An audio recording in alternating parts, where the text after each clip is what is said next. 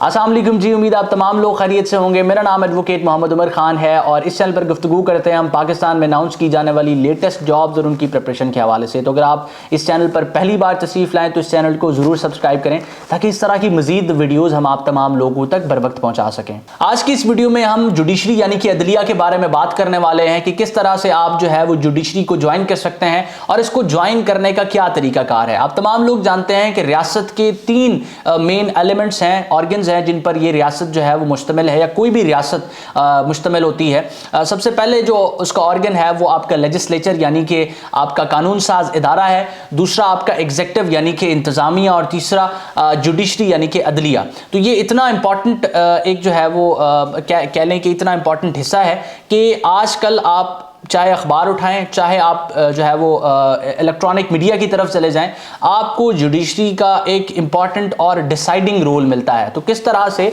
हम जो है वो जुडिशरी का हिस्सा बन सकते हैं और इस मुल्क की खिदमत कर सकते हैं, आज के इस वीडियो में हम ये चीज़ें देखेंगे। तो सबसे पहले आपने ये अंडरस्टैंड करना है कि एज अ व्यूअर आप इस वक्त किस जगह पर हैं। आया आप इस वक्त मैट्रिक कर रहे हैं, आप अपना इंटरमीडिएट क्लियर कर चुके हैं या आप ग्रेजुएट हैं। सबसे पहले तो हम प्रोसेस देखते हैं कि इस वक्त पाकिस्तान में अगर आप किसी भी लेवल पर जुडिशरी का हिस्सा बनना चाहते हैं तो आपके पास एक लॉ की डिग्री और साथ में प्रैक्टिसिंग एडवोकेट के तौर पर एक लाइसेंस होना ज़रूरी है। उसके बाद फिर एलिजिबिलिटी क्राइटेरिया फर्दर जो है वो हम देखते हैं कि क्या है। सबसे पहले तो एक कैंडिडेट जिसके पास लॉ की डिग्री है, अब लॉ की डिग्री हासिल कैसे की जाती है, थोड़ा सा इसको एक रिकैप की सूरत में देख लेते हैं। अब तमाम लोग अगर अपना इंटर क्लियर कर चुके हैं, इंटर से मुराद कोई भी group FA, FSC, ICS, ICOM कुछ भी क्लियर करने के बाद आप एक एंट्रेंस एग्जाम देते हैं जिसको लॉ एडमिशन टेस्ट कहा जाता है। उसको क्लियर करने के बाद आपका एडमिशन हो जाता है किसी भी लॉ यूनिवर्सिटी या लॉ कॉलेज में।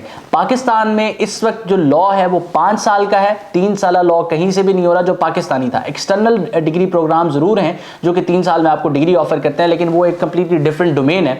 तो अगर आप पाकिस्तानी लॉ पढ़ना चाहते हैं तो आपको 5 साल की एक प्रोफेशनल डिग्री कंप्लीट करनी पड़ेगी। उस डिग्री को कंप्लीट करने के बाद आपकी कंसर्न प्रोविंशियल बार काउंसिल आपको एक लाइसेंस इशू करेगी और आप इनरोल हो जाएंगे एज एन एडवोकेट। अब यहां से सारा प्रोसेस शुरू होता है क्योंकि वो लोग जिन्होंने जो है वो MBBS किया हुआ है, इंजीनियरिंग की हुई है या कोई भी और किस्म का BS किया हुआ है, वो तो एलिजिबल ही नहीं है ना।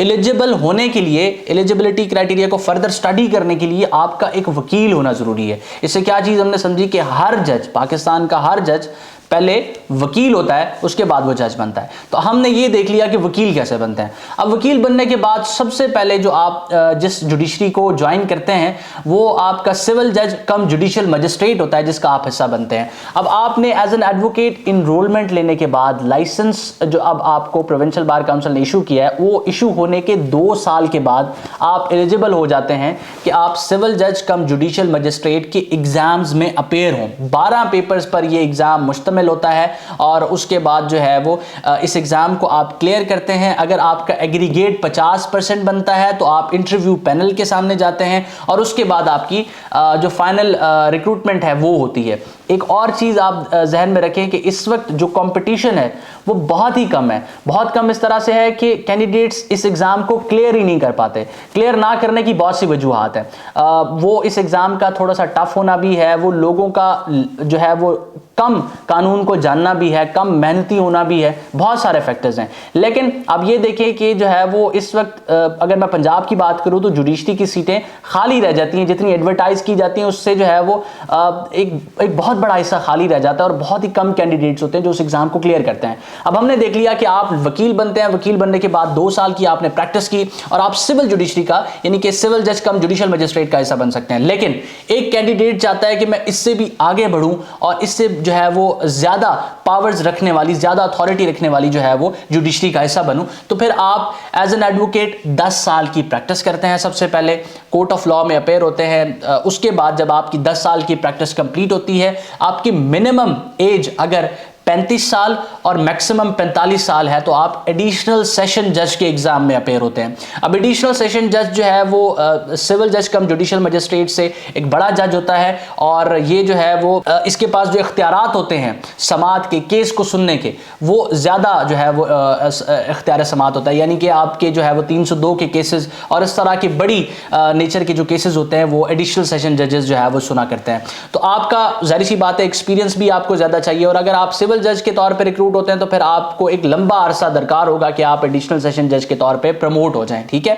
लेकिन आप 10 साल की प्रैक्टिस करने के बाद दूसरे नंबर पर हमने देखा कि एडिशनल सेशन जज बन सकते हैं। उसके बाद अगर एक पर्सन हाई कोर्ट का जज बनना चाहता है या हायर जुडिशरी का हिस्सा बनना चाहता है, आप तमाम लोग ये चीज ध्यान में रखें कि पाकिस्तान में जुडिशरी दो तरह की है, एक हायर जुडिशरी और एक लोअर जुडिशरी है। जो हायर जुडिशरी है वो बेसिकली आपकी सुप्रीम कोर्ट और हाई कोर्ट की जुडिशरी है। तो एक पर्सन जो डायरेक्टली हाई कोर्ट का जज बनना चाहता है, बाय द वे आप ये चीज भी अपने ध्यान में रखें कि जो हाई कोर्ट और सुप्रीम कोर्ट के जजेस होते हैं उनको हम जस्टिस कहा करते हैं, जबकि जो सिविल जज और जुडिशियल आपके मजिस्ट्रेट और उसके साथ एडिशनल जज और सेशन जजेस होते हैं इनको हम जो है वो जज जो है वो कहा करते हैं, इनको जस्टिस नहीं कहा जाता। तो एक पर्सन जो जस्टिस बनना चाह रहा है तो उसके लिए क्या प्रोसेस है कि आप as an advocate high court 15 साल की प्रैक्टिस कंप्लीट करते हैं, उसके बाद आप अपनी फाइल सबमिट करवाते हैं। इन केस आपकी जो है ना वो क्राइटेरिया फुलफिल हो रहा है और आप इतने लॉ नोइंग हैं तो सुप्रीम जुडिशियल काउंसिल जो कि एम्पावर्ड है article 209 under the constitution of Pakistan के, वो जो है वो नामों को कंसीडर किया करती है और फिर इसके बाद एक जो है वो प्रोसेस है जिसके थ्रू हाई कोर्ट के लिए जस्टिस को अपॉइंट किया जाता है। तो ये 3 तरह की जुडिशरी है जिसका आप हिस्सा बन सकते हैं। सबसे पहले मैंने आपको बताया कि आप सिविल जज बन सकते हैं, उसके बाद आप एडिशनल सेशन जज बन सकते हैं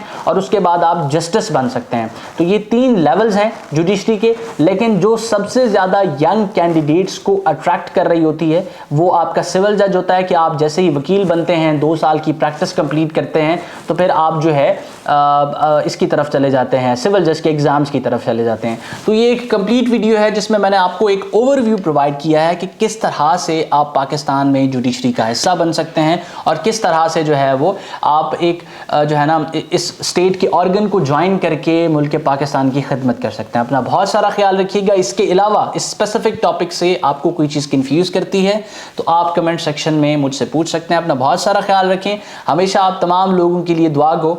उमर खान, अल्लाह हाफ़िज़।